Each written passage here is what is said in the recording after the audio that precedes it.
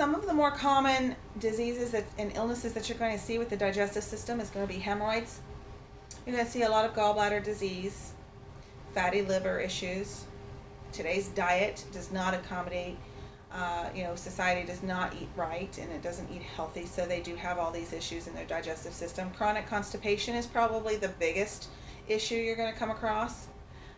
You're also going to come across diarrhea, and people are going to say, I have diarrhea, I go to the bathroom, so I can't imagine that there's going to be any waste in there. But you can actually have diarrhea and constipation at the same time. You can have a blockage, and that liquid waste is just going to move around it. You're going to see a lot of mucus in the stool, which is going to be a good indicator that there's inflammation somewhere in the digestive tract. You're going to come across people that say they have blood in their stool. It's very important that you understand and know your contraindications as to pertaining to colon hydrotherapy and what you can and cannot do, at which times you cannot do them. Diverticulitis is one of those issues. Diverticulitis is very common. The pockets get filled with fecal matter or food waste, and something sticks in that pocket. It irritates it and causes an infection. It can be very painful for the client. During a flare-up of diverticulitis, it's contraindicated that you don't do a colonic during that time. The client is usually on antibiotic treatments and therapy to fight the infection. And if you did a colonic during this time, that could possibly spread the infection throughout the colon, so you don't want to do that. But if you do a colonic on a person regularly with diverticuli, that actually is a good thing because it helps to clean out those pockets and keep the colon clean. Another common issue that you're going to see is, with peristalsis. Chronic constipation, usually the first two most common causes of constipation is dehydration and also low fiber diets. So we don't necessarily have to be a nutritionist, but we do have to understand what fiber does to the body and how much our intake should be per day. Fiber for a normal adult should be between 25 and 35 grams a day, but the average American only gets about 10 to 12. So when you're doing your assessment, you need to find out what their diet is like, the typical day for them. And what I usually like to do is tell them to take 3 days, 4 days, and actually calculate their fiber grams each day and get an average of what they're getting. Their goal is 25 to 35 grams a day, but if they discover that they're finding out they're only getting 5 or 10 grams a day, which is pretty common, then you want to educate them not to add too much fiber too quickly to their diets, because if they do, it can cause gas and bloating. That's why when your husband goes and eats a big bowl of beans at night and he has gas, he's going to be blowing the covers off the bed. So he's just got a big bowl of fiber so that he's not used to. So your system actually has to get used to that intake of fiber. With water, it is important that we have half our body weight in ounces of water. That's our goal. Most people walk around dehydrated. When they do a colonic session, they almost feel euphoric because the primary reason probably is because they're hydrating themselves. Colonics can hydrate the body from the inside.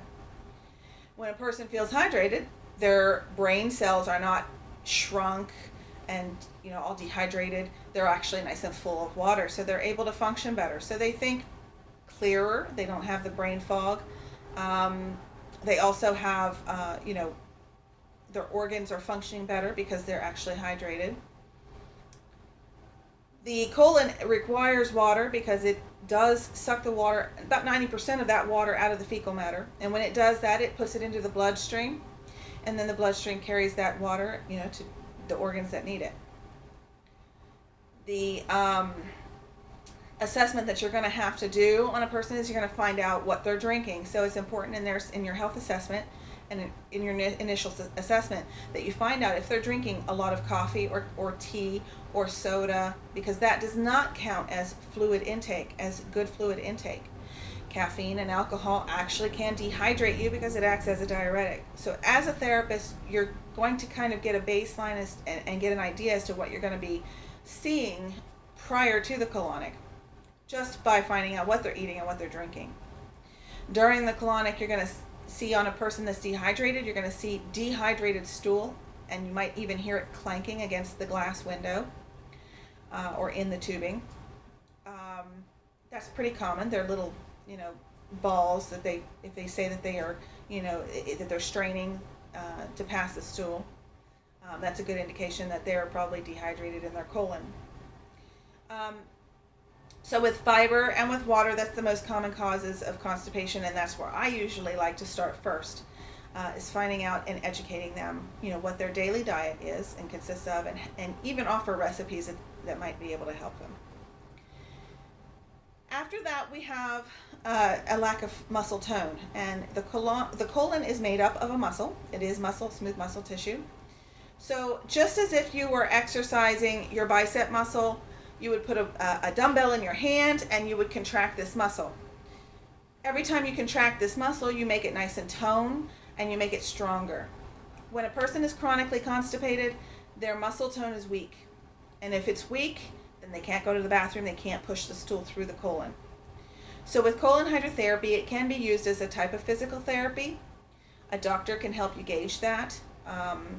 Again, we are not, clinicians that we can diagnose anything. We can't, provide prescriptions for anything, but we can educate and we can make recommendations based on our knowledge of products that we use, and also from personal experiences. We can tell people what we have seen and encourage them to keep coming back to try to rebuild that muscle tone. They have to exercise that colonic muscle in order for it to be stronger. So, good luck in your endeavors in colon hydrotherapy, and I wish you all good blessings, and I hope this was informative for you. Thanks.